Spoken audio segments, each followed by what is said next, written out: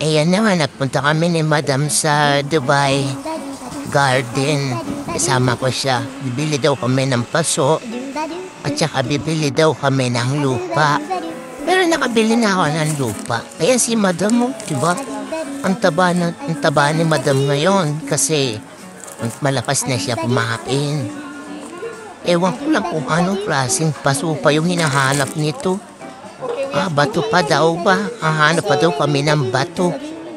Kaya, ewan ko bakit magbabato naman to si Madam. Wala na yatang magawa sa buhay. Diba? Parang hubat dito sa Dubai Garden. Pero ang mamahal ng halaman na yan. Yan, si Madam ko. Maliit lang yan. Tas mataba. Pero sobrang bait at wala akong masabi. Pinipidyohan ko pero hindi niya alam. Pag nahuli ko nun, kutukan ako nun. O yan, bibili kami ng mga yan. Yung mga halaman na yan, mahal yan eh. Gusto ko nga mandekwat kaya lang madaming